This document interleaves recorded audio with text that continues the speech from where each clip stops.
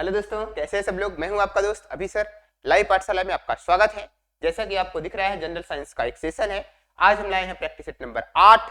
ये SSC, UP police, UPSC, even CTET TET के लिए बहुत ही इंपॉर्टेंट क्लास होने वाली है। तो चलिए हम सेशन को शुरू करते हैं। हमारा क्वेश्चन कैसा है? पहला क्वेश्चन क्या कर रहा है? पहला कर रहा है कि ऐसे पौधे को जिसमें बीजांडु बनते हैं, संवहन ऊतक होता है, परंतु पुष्प एवं बीज नहीं बनते हैं, किस समूह में वर्णित करेंगे? किस समूह में वर्णित करेंगे? सवाल की बात करा है। इसका जिसमें क्या बनते हैं? बीज बनेंगे। जिसमें क्या बनेंगे? जिसमें आपके बीजाणु बनते हैं। क्या बनेंगे? बीजाणु। संवहन ऊतक उसमें होता है, परंतु पुष्प एवं बीज नहीं होते। पुष्प और बीज इसमें नहीं होते। क्या होगा? अगर हम बात करते हैं शैवाल, शैवाल जैसा होता है, ये क्या करते हैं? प्रकाश संश्लेषण से भोजन बनाते हैं। किससे बनाते हैं? प्रकाश संश्लेषण से अपना क्या करते हैं? भोजन बनाते हैं। प्रकाश संश्लेषण द्वारा अपना क्या करते हैं? भोजन बनाते हैं। टोरिडोफाइटा जो होता है, इसमें बीजांडु आते हैं। क्या आता है? बीजांडु आता है। बीजांडु आते हैं। उसके अलावा संवहनी ऊतक इसमें होता है। ऊतक भी होते हैं। कौन से ऊतक होंगे? संवहनी ऊतक होता है। इसका मतलब ये वाला हमारा ऑप्शन सही होगा। ब्रायोफाइटा की अगर हम बात करते हैं, ब्रायोफाइटा जो शैवाल और टोरिडोफाइटा के बीच में होते हैं। किसके बीच में होते हैं? टेरिडोफाइटा के क्या होते हैं? बीच में होते हैं। बीच होते हैं। तो ये समझ आ रहे दोस्त? टेरिडोफाइटा के बीच में होते हैं। जिम्नोस्पर्म ये होते हैं जो नग्न बीजी। क्या होंगे? नग्न बीजी। ठीक है, इसमें बीजांड पाया जाता है। किसे समझ आ रहा है? चीजें समझ आ गई। शैवाल प्रकाश संश्लेषण से भोजन बनाता है। टेरिडोफाइटा बीजाणु और ऊतक, संवहनी ऊतक होते हैं, लेकिन पुष्प एवं बीज नहीं होते हैं। ब्रायोफाइटा शैवाल और टेरिडोफाइटा के बीच में होता है। नग्न बीजी हमारा जिम्नोस्पर्म होता है। तो चलिए नेक्स्ट क्वेश्चन हमारा क्या है? नेक्स्ट क्वेश्चन करा, एक अवतल लेंस से बनने वाला प्रतिबिंब क्या होगा? अवतल लेंस जो होता है हमारा कुछ ऐसे होता है। अवतल लेंस हमारा ऐसे होता है। लेंस की बात किया जा रहा है, तो अवतल लेंस से प्रतिबिंब हमेशा क्या बनेगा? सदैव वास्तविक नहीं। क्या बनेगा? सदैव आभासी बनता है। अवतल लेंस से ऑप्शन नहीं दिया है तो हम लोग सदैव आभासी मानेंगे। उल्टा नहीं बनता है, सीधा बनता है। अगर यहाँ ऑब्जेक्ट रखते हैं तो इधर इमेज बनता है। इसका मतलब क्या बनेगा? ऑब्जेक्ट यहाँ रखेंगे, अगर ऑब्जेक्ट यहाँ रखेंगे तो इमेज हमारा यहाँ बनेगा। सीधा कैसा बनेगा? सीधा बनेगा। कैसा बनेगा दोस्त? सीधा बनेगा। और सदैव इधर रखेंगे तो इधर ही बनेगा, तो आभासी बनेगा। क्या बनता है? आभासी बनता है। अगर मिरर की बात करता, दर्पण की बात करता, तो हम आभासी और वास्तविक की बात करते, लेकिन सदैव क्या बनेगा? सीधा बनेगा। उत्तल दर्पण की मैंने अवतल दर्पण लिया ना, अवतल दर्पण ऐसा रहेगा। अवतल दर्पण की बात कर रहा है, तो यहाँ अवतल दर्पण हमारा ऐसा रहेगा। अवतल दर्पण हमारा कैसा रहेगा? ऐसे रहेगा। चीजें समझ आ रही? चीजें समझ आ रही दोस्त? तो हमारा सीधे आभासी बनेगा। ये चीजें तब इसमें काम नहीं करेगा, बस केवल इतना जान लो, हम लोग ये नहीं लिखेंगे, बस केवल इतना जानेंगे इसके द्वारा प्रतिबिंब कैसा बनता। तो आप जानो क्या बनता है? सदैव कैसा बनता है? सीधा बनेगा। सीधा बनेगा। और क्या बनेगा? और क्या बनेगा? आभासी बनेगा। क्या बनेगा? आभासी बनता है। चीजें समझ आ रही हैं? तो दो चीजें हमारे पास आ गई, सीधा बनता है और आभासी बनता। चलिए नेक्स्ट क्वेश्चन पे करते हैं हम लोग। हमारा नेक्स्ट क्वेश्चन करा है, यदि किसी प्रकार सूर्य तथा पृथ्वी के बीच की दूरी दुगनी कर दी जाए तो उनके बीच लगने वाला गुरुत्वाकर्षण बल का मान क्या होगा? तो पहला ऑप्शन दिया है दुगना हो जाएगा, दूसरा 4 गुना, तीसरा आधा, चौथा चौथाई। प्रकाश और सूर्य के बीच की दूरी की बात करते हैं, तो जैसे एक पिंड होता है और दूसरा पिंड हमारा यहां होता है, इनके बीच की अगर दूरी होगी तो न्यूटन ने अपना गति विषयक नियम क्या दिया है? न्यूटन ने ये बोला कि जो F होता है ये होता है G, उनके द्रव्यमानों के गुणनफल m1 और m2 के गुणनफल, इसका मास m1 मान लो और इसका मास मान लो m2, इनके द्रव्यमानों के गुणनफल की बात करता है, और इनके बीच की दूरी के वर्ग के व्युत्क्रमानुपाती होता है। ये फोर्स लगता है, सबको पता होगा। ये न्यूटन का गुरुत्वाकर्षण बल की बात करता है। जी हमारा सार्वत्रिक गुरुत्वाकर्षण नियतांक है। यहाँ m1 m2, इसका मतलब एक सन की बात कर लो, ये हमारा हो गया सन और ये हमारा हो गया अर्थ। ये क्या हो गया?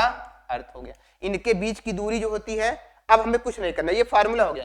अगर हम बात करते हैं प्रोपोर्शनल होता है, इसका मतलब जो एफ हो रहा है वह उनकी दूरी के वर्ग के क्या है, व्युत्क्रमानुपाती, इतना जानते हैं। अब कह रहा है कि दूरी दोगुनी कर दी जाए, तो दूरी अभी क्या थी, 1 थी, r थी, अब दूरी क्या कर दी जा रहा है, दुगनी कर दी जा रही है। इसका मतलब एफ प्रोपोर्शनल हमारे पास आ जाएगा 2r का स्क्वायर। इसका मतलब f जो है प्रोपोर्शनल की बात करें 1/2 2 4r स्क्वायर होगा। अब अगर बात करूं, ये 1/r है और ये 1/4r के बराबर है। इसका मतलब जो f है वह दूसरा वाला f इसका 1/4 है। कितना है दोस्त, 1/4 है। तो किस ऑप्शन में 1/4 दिया है, पहले में दिया नहीं, दूसरे में दिया नहीं, तीसरे में नहीं, 1/4 हो जाएगा। क्या हो जाएगा दोस्त, 1/4 होगा। समझ आ रही है, दूरी जितनी ज्यादा होगी फोर्स उतना कम होगा, दूरी जितना कम होगी फोर्स उतना ज्यादा होगा। ये चीजें जानते रहो, ये कॉन्सेप्ट आपको समझ में आ जाना चाहिए। चलिए उम्मीद करते हैं चीजें आपको समझ में आ गई होंगी। तो चलिए नेक्स्ट क्वेश्चन पे चलते हैं। हमारा नेक्स्ट क्वेश्चन कह रहा है कि एक आवेशित कण नियत वेग से एक समान चुंबकीय क्षेत्र B में बल रेखाओं के समांतर गतिमान है, उस पर लगने वाला बल बताइए। अगर बात करते हैं, कण है, आवेशित कण है, इसका आवेशित कण का अगर चार्ज की बात करें क्यों होता है, क्या होता है, क्यों होता है, नियत वेग से गतिमान है, इसका वेलोसिटी अगर मान लेते हैं b होता है, ठीक है, और चुंबकीय क्षेत्र अगर उसके बीच का b है तो बल रेखाओं के समांतर गतिमान है, तो उस कण पर लगने वाला बल का मान बताइए। तो अगर चुंबकीय क्षेत्र b है, आवेश q है और उस आवेश का वेग v है, इसका फार्मूला होता है F बराबर q v b sine theta, F बराबर q v b sine theta. अब क्वेश्चन जल्दी से बता दो, बात कर रहा है समांतर, समांतर के लिए थीटा की वैल्यू क्या होगी, जल्दी से बता दीजिए दोस्त, समांतर के लिए थीटा की वैल्यू क्या होगी, जल्दी से बता दीजिए। समांतर के लिए थीटा की वैल्यू की बात करें तो थीटा की वैल्यू हमारे पास कितनी हो जाएगी, 0 हो जाएगी। क्या हो जाएगी, 0। और यहां रखोगे थीटा की वैल्यू 0, इसका मतलब f की जो वैल्यू आएगी वह हो जाएगी क्यू वी बी इंटू क्या हो जाएगी, साइन 0 0, मल्टीप्लाई करो, क्या आ गया, 0। तो लगने वाला बल क्या होगा, समांतर की बात करें, लगने वाला बल हमारा क्या हो जाएगा दोस्त, 0 हो जाएगा। क्या हो जाएगा, 0 हो जाएगा।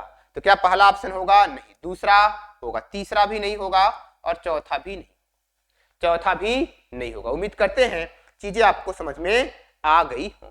चलिए नेक्स्ट क्वेश्चन की तरफ मूव करते हैं। हमारा नेक्स्ट क्वेश्चन कह रहा है रेखीय प्रसार गुणांक अल्फा, रेखीय प्रसार गुणांक इसको लेते हैं अल्फा, आयतन प्रसार गुणांक, हाँ रेखीय प्रसार गुणांक को अल्फा लेते हैं, रेखीय प्रसार गुणांक को हम लोग क्या ले लेंगे, अल्फा ले लेंगे। और क्या लिखा है, तथा क्षेत्रीय प्रसार होगा, यहां होगा क्षेत्रीय प्रसार गुणांक, रेखीय प्रसार गुणांक, आयतन प्रसार गुणांक तथा आयतन प्रसार गुणांक को लिखेंगे गामा, और क्षेत्रीय प्रसार गुणांक के बीच में संबंध पूछा। जल्दी से बताइए, रेखीय प्रसार गुणांक, पहले रेखीय प्रसार गुणांक होता है अल्फा, बीटा और गामा। जल्दी से बता दीजिए, रेखीय प्रसार गुणांक, आयतन प्रसार गुणांक और क्षेत्रीय प्रसार गुणांक के बीच का संबंध पूछा है। क्या पूछा है, रेखीय प्रसार गुणांक, क्षेत्रफल प्रसार गुणांक और आयतन प्रसार गुणांक के बीच संबंध पूछा। तो इसका रेशियो होता है अल्फा का 1, बीटा का 2, गामा का 3, 1:2:3। तो अब तीनों के बीच रिलेशन पूछा, 1:2:3 क्या है, फर्स्ट वाले ऑप्शन में है, दूसरे में नहीं होगा, तीसरे में नहीं होगा, चौथे में भी नहीं होगा। उम्मीद करते हैं चीजें आपको समझ में आ गई होंगी, उम्मीद करते हैं चीजें आपके समझ में आ गई होंगी। समझ आ रहा है चीजें दोस्त, बस केवल इतना जानना है, यहां पे उल्टा लिखा है, लिखेंगे क्या, रेखीय प्रसार गुणांक, फिर क्षेत्रीय प्रसार गुणांक, फिर आयतन प्रसार गुणांक। यहां पे ये आयतन प्रसार गुणांक बाद में रहेगा, इसका कैसे होना चाहिए था, रेखीय प्रसार गुणांक, क्षेत्रीय प्रसार गुणांक और आयतन प्रसार गुणांक के बीच संबंध बताना, क्रम से बात पूछेगा, ऐसा उल्टा सीधा आपसे नहीं पूछेगा।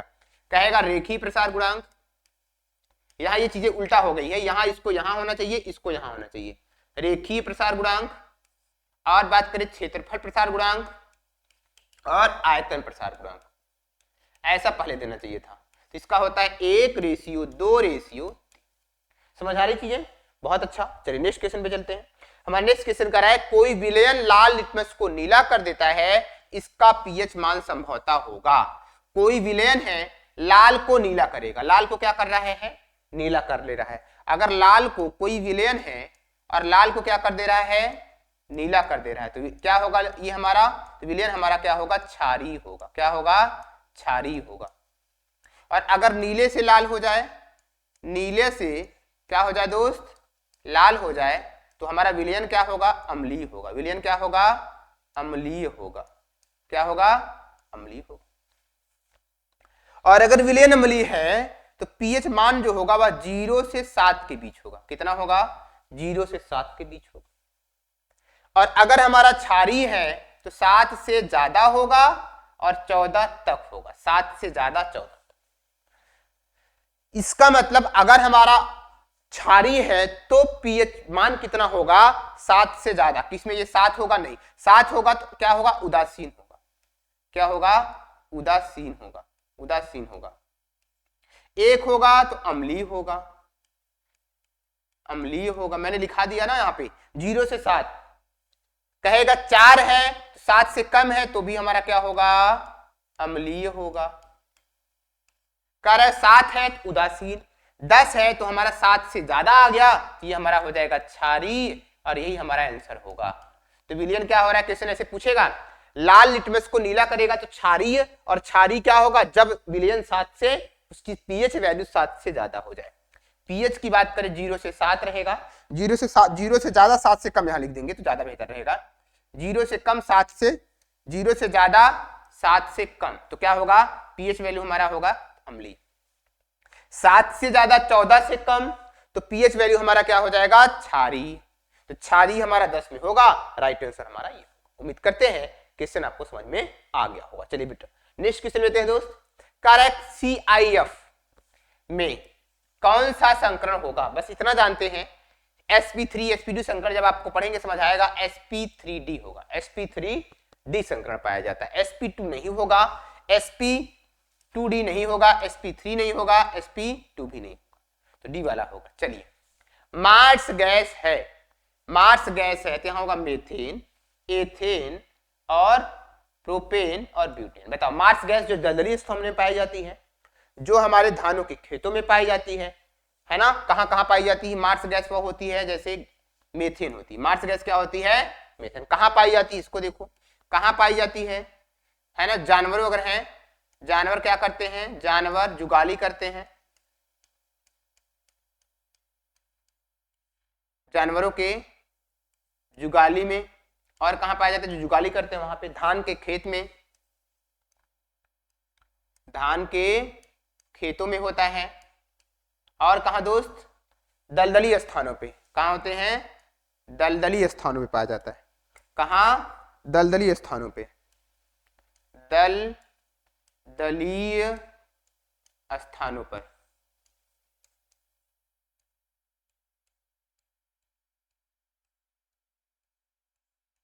इसीलिए इसको मार्स गैस भी बोलते हैं। दलदली स्थानों में पाया जाता है इसलिए इसको क्या बोलते हैं? मार्स गैस बोलेंगे। तो हमारा क्या होगा? Right answer. इसका अगर फार्मूला पूछे कहीं तो आप बता दो क्या? CH4। क्या होगा दोस्त? CH4। यह किसका ग्रुप का होता है? एल्केन ग्रुप का होता है। क्या होता है? एल्केन ग्रुप का होता है। एल्केन का जो फार्मूला होता है CnH2n+2 होता है। क्या होता है?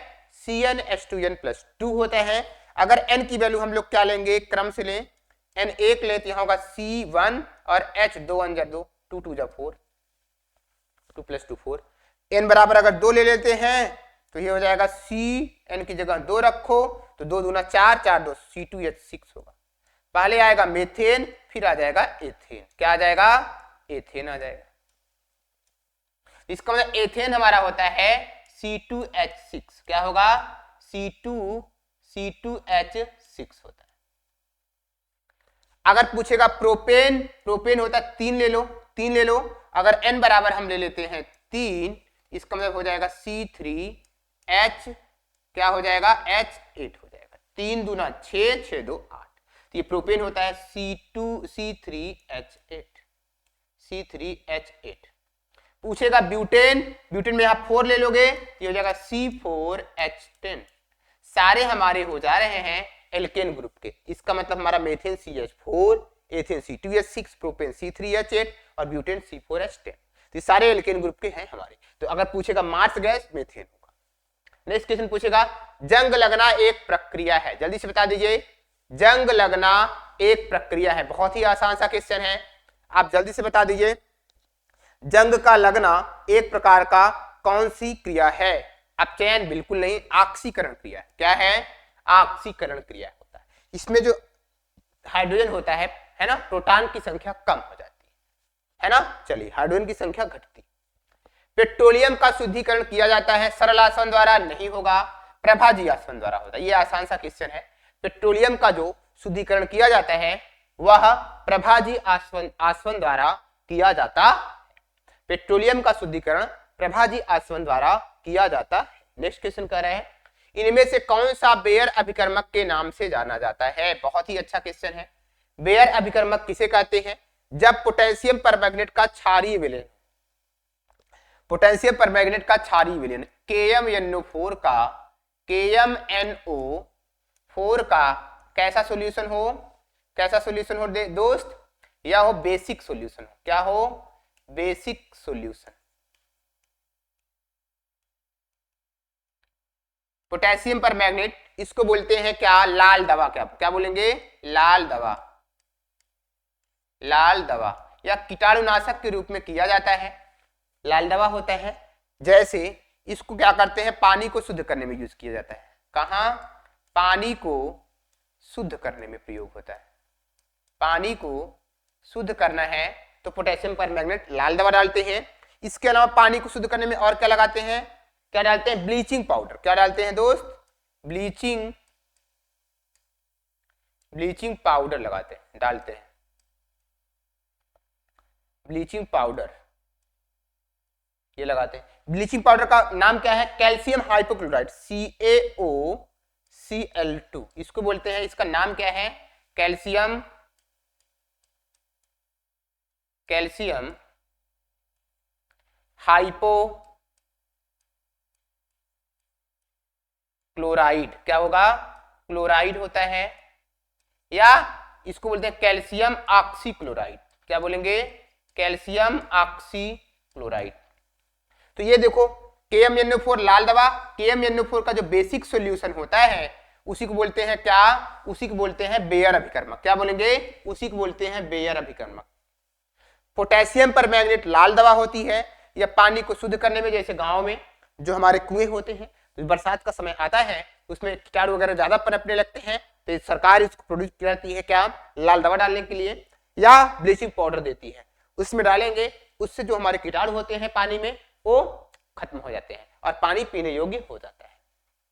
तो या तो ब्लीचिंग पाउडर डालते हैं या तो लाल दवा डालते हैं। दो चीजें होती है पानी को शुद्ध करने में। क्लोरीन का भी यूज किया जाता है। पानी को शुद्ध करना है तो क्लोरीन का भी यूज हम लोग कर सकते हैं। लेकिन अभी जानो तो पानी को शुद्ध करने के लिए हमारा ब्लीचिंग पाउडर और लाल दवा डाली जाती है।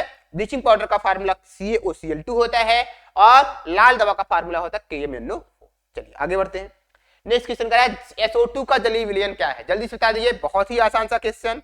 SO2 का जलीय विलयन क्या है? जल्दी बताइए। SO2 का जलीय विलयन, SO2 है ये रिएक्ट करते हैं, अम्लीय होगा। क्या होगा? अम्लीय होगा, क्षारीय नहीं होगा, उदासीन भी नहीं होगा, उभयधर्मी नहीं होगा। क्षारीय का मतलब जानते हो, बता दिया मैंने। पीएच मान कितना? पीएच मान क्या होना चाहिए? 7 से ज्यादा, 14 से कम। अम्लीय मतलब 0 से ज्यादा, 0 से ज्यादा, 0 तक बात करें हम 7 से कम कर देते हैं बस, क्यों? Less than 7। कितना? Less than 7। उदासीन जिसका पीएच मान क्या होना चाहिए? 7 के बराबर। उभयधर्मी ऑक्साइड होते हैं जो क्षार से भी रिएक्ट करते हैं और अम्ल से रिएक्ट करते हैं। इसको एक दूसरा नाम बोलते हैं एम्फोटेरिक। क्या बोलेंगे? Amphoteric oxide. एम्फोटेरिक ऑक्साइड बोलते हैं। जो अम्ल से तो क्रिया करता ही करता है, एसिड से रिएक्ट करेगा ही करेगा, एज वेल एज किससे करेगा? बेस से भी करता है। जो एसिड और बेस दोनों से अलग अलग रिएक्ट करता है उसको बोलते हैं उभयधर्मी ऑक्साइड। तो इसका मतलब SO2 का वैलेंट हमारा क्या होता है, अम्लीय होता है। नेक्स्ट क्वेश्चन, केंद्रक के अलावा किस कोशिका अंगक में डीएनए होता है? केंद्रक में जो होता है, सेंटर में डीएनए होता है, लेकिन इसके अलावा किस में होगा, राइबोसोम में नहीं होता, गाल्गी कॉम्प्लेक्स में भी नहीं होगा, हमारा होगा माइटोकॉन्ड्रिया में। किस में होगा दोस्त, केंद्रक किस में पाया जाता है, केंद्रक के अलावा अगर डीएनए बात करा जाए, डीएनए डीऑक्सीराइबोन्यूक्लिक एसिड, वह माइटोकॉन्ड्रिया में पाया जाता। लाइसोसोम होता है, जानते ही होंगे, है ना, आत्मघाती थैली बोलते हैं, है ना। राइबोसोम आपको पता ही है। चलिए नेक्स्ट क्या करा है, जो व्यक्ति एस्कर्बिक अम्ल वाला अधिक आहार लेते हैं उन्हें कौन सा रोग नहीं होता? अगर कहीं अगर एस्कर्बिक एसिड आ जाता है, जैसे खट्टे चीजों की बात करता है, किसकी चीज बात करेगा दोस्त, खट्टी चीजें, किसकी बात करेगा, खट्टी चीजें अगर खाना है तो क्या करते हैं, एस्कर्बिक एसिड होती है, खट्टी चीजें, खट्टी चीजें खाने की बात करता है। तो एस्कर्बिक एसिड की बात करा जाए तो विटामिन सी होता है, क्या होता है, विटामिन सी। चलिए बता दीजिए, विटामिन सी की कमी से कौन सा रोग, एस्कर्बी, लेकिन कह रहा है कौन सा रोग नहीं होता, इसका मतलब एस्कर्बी ही नहीं होगा। अगर हमारे शरीर में विटामिन सी पर्याप्त मात्रा में है तो हमारे पास एस्कर्बी हमें नहीं होगा। कौन सा रोग नहीं होता, इसको एस्कर्बी नहीं होगा। अगर विटामिन सी नहीं है तो होता है, क्वेश्चन देखो घुमा के पूछा, एस्कर्बी की कमी है, अगर एस्कर्बी किसी से है, किसी को है, तो विटामिन सी की कमी होगी। लेकिन अगर हम विटामिन सी अपने आहार में लगातार ले रहे हैं तो हमारे शरीर में विटामिन सी पर्याप्त मात्रा में है, तो कौन सा रोग नहीं होगा, स्कर्वी। इसके अलावा कुछ भी हो सकते हैं। रिकेट्स विटामिन डी की कमी से होता है, अगर पूछा जाए तो विटामिन डी की कमी से कौन सा रोग, विटामिन डी की कमी से हमारा रिकेट्स होता है। पेलेग्रा जो होता है, बता दीजिए जल्दी से, पेलेग्रा जो होता है विटामिन B3 की कमी से होता है, विटामिन डी B3, नियासिन इसको बोलते हैं, क्या बोलते हैं, नियासिन। पूछा जाए beriberi vitamin B2 vitamin B की कमी से होता है, विटामिन बी की कमी से बेरी बेरी, विटामिन डी की कमी से रिकेट्स, और पेलेग्रा जो होता है विटामिन B3 की कमी से होता है, और एस्कर्बी विटामिन सी की कमी से होता है। लेकिन पूछा है हम तो विटामिन सी पर्याप्त मात्रा में ले रहे हैं, हमें कौन सा रोग नहीं होगा, स्कर्वी नहीं होगा। कौन सा रोग नहीं होगा, स्कर्वी। चलिए नेक्स्ट क्वेश्चन चलते हैं। हमारा नेक्स्ट क्वेश्चन करा है, मनुष्य का कौन सा अंग अवशेषी अंग होता है? मैंने इस क्वेश्चन को पिछली बार कराया था। कर्ण पल्लव की पेशियां, कर्ण पल्लव की पेशियां अवशेषी अंग होती है ना। ये कर्ण पल्लव नहीं होता, क्षुद्रांत में भोजन पचता है, दांत नहीं होता। चलिए दांत से हम लोग करते हैं। नेक्स्ट क्वेश्चन करा है, निम्नलिखित में से कौन सा एक अगुहिका जंतु है? जल्दी से बता दीजिए। अगुहिका जो जंतु होता है वह प्लेटीहेल्मिन्थीस होता है। क्या होता है, प्लेटीहेल्मिन्थीस।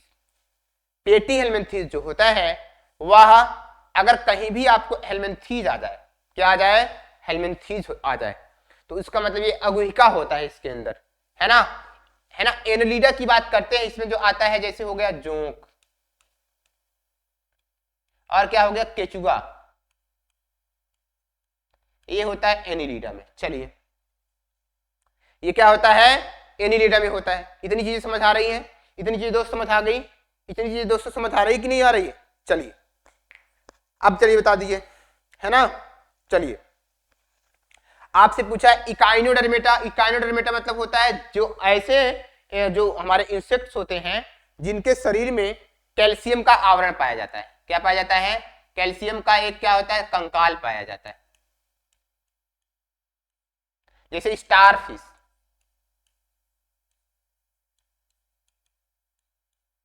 चलिए समझ आ रहा है दोस्त, चीजें दोस्तों समझ आ रही है बहुत अच्छे से। चलिए आगे बढ़े, आगे बढ़े। चलिए बहुत बढ़िया, ठीक है। चलिए अब आता है आर्थ्रोपोडा। आर्थ्रोपोडा तो सबको पता है, जैसे स्पाइडर, मकड़ी वगैरह किसमें आएगी, आर्थ्रोपोडा में। तो चलिए नेक्स्ट क्वेश्चन पे चलते हैं। नेक्स्ट क्वेश्चन कह रहा है निम्नलिखित में से कौन सा प्रोटीन नहीं, कौन सा प्रोटीन नहीं है? बहुत ही अच्छा क्वेश्चन है, जल्दी से बता दीजिए, जल्दी से बताइए कौन सा प्रोटीन नहीं है, कौन सा प्रोटीन नहीं है, कौन सा प्रोटीन नहीं है, जल्दी बताइए दोस्त। कीरोटीन, कीरोटीन प्रोटीन होता है बिल्कुल। एल्ब्यूमिन ये भी प्रोटीन होता है।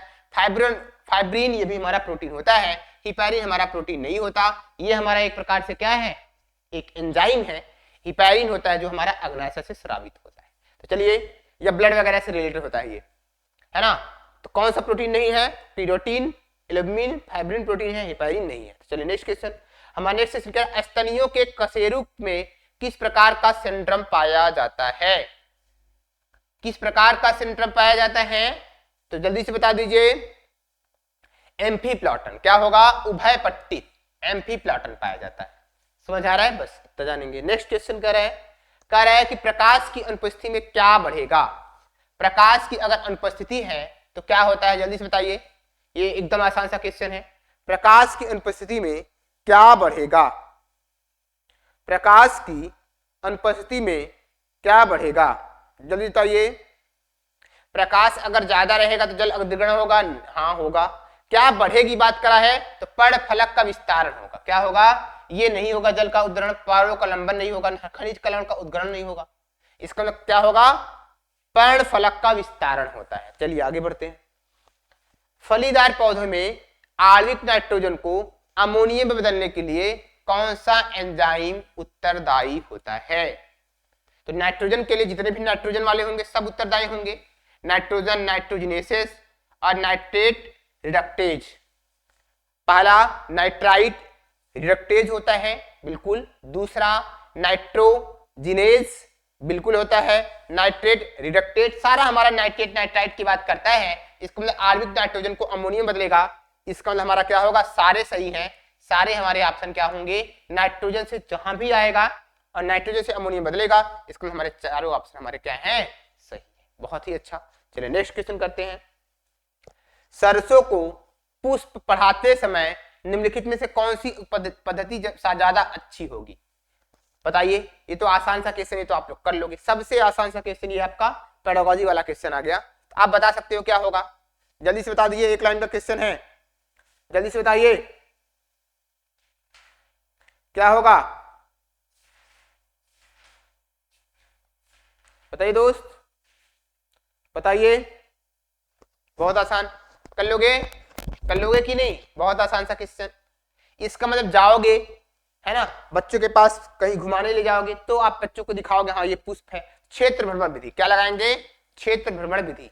अवलोकन तो करेंगे ही करेंगे, लेकिन जब कहीं घूमने जाएंगे बच्चे उसको पास से देखेंगे तो पौधे कैसे होते हैं, उसके अंदर मूलांकुर, है ना, उसके अंदर वर्तिका, वर्तिकाग्र, है ना, ये चीजें कहाँ हैं, उसको क्षेत्र भ्रमण करेंगे तो बच्चे अलग अलग पुष्प को भी देखेंगे, अच्छे से समझ में पाएंगे।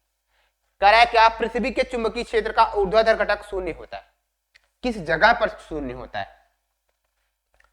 तो ऊर्ध्वाधर घटक की बात करता है, किस जगह शून्य होगा? जल्दी से बता दीजिए। इसका मतलब इसके बीच का फार्मूला होता है tan theta is equal to v/h। क्या होता है? वर्टिकल और हॉरिजॉन्टल, पृथ्वी के चुंबकीय याम्योत्तर के भौगोलिक और हॉरिजॉन्टल ऊर्ध्वाधर और क्षैतिज याम्योत्तर के बीच बनने वाले कोण को चुंबकीय कोण कहते हैं, है ना। तो चुंबकीय कोण कहते हैं। किस जगह पर शून्य होगा? tan थीटा की वैल्यू शून्य कब होगी? v/h। बताइए जल्दी से, कब होगी? इसका मतलब जब 0 डिग्री का एंगल बनेगा। कहां बनता है? जल्दी से बता दिए। चुंबकीय के ध्रुवों पर, चुंबकीय ध्रुवों पर बनता है, भौगोलिक ध्रुवों पर बनता है, प्रत्येक स्थान पर बनता है, चुंबकीय निरक्ष पर बनता है। बहुत ही आसान सा क्वेश्चन है, जल्दी से बता दीजिए दोस्त, जल्दी से बताइए। हाँ, कहां होगा? चुंबकीय निरक्ष पर 0 अंगल का कोण बनता है और वहां पे चुंबकीय क्षेत्र का मान क्या होता है? शून्य होता है। तो कौन सा ऑप्शन? Option number. तो चुंबकीय निरक्ष पर जो हमारा एंगल बनेगा वह 0 बनेगा और वहां पे पृथ्वी के चुंबकीय क्षेत्र मतलब चुंबकीय क्षेत्र का मान हमारा क्या हो जाएगा? 0 हो जाता। चलिए फिटकरी का सूत्र क्या होगा? पोटास एलम जिसे बोलते हैं, फिटकरी का क्वेश्चन बताएगा, पूछेगा पोटास एलम किसे कहते हैं, बताओ दो। फिटकरी, फिटकरी का सूत्र क्या होता है? सबको पता है, K2SO4 NH4 तो नहीं होगा, NH4 नहीं होगा, मुनिए बात आएगा। K2SO4 K2SO4 Al2SO4 point thrice 0.24H2 यही होगा। यहाँ पे KCr आ गया, नहीं होगा, ये तो हमने नहीं होगा तीनों। इसका मतलब कहीं K2SO4 Al2SO4 24 SO4 thrice 0.24H2O होगा। इसका ये फिटकरी का सूत्र होता। ये बहुत ज्यादा इंपॉर्टेंट क्वेश्चन है। चलिए बताइए दोस्तों, आपको सेशन कैसा लगा? अगर सेशन अच्छा लगा चैनल को लाइक करें, सब्सक्राइब करें, ढेर सारे लोगों के साथ शेयर करें। ऐसे वीडियोस, ऐसे सेशन हम आपके सामने लाएंगे लगातार, non stop. Thank you, have a nice day.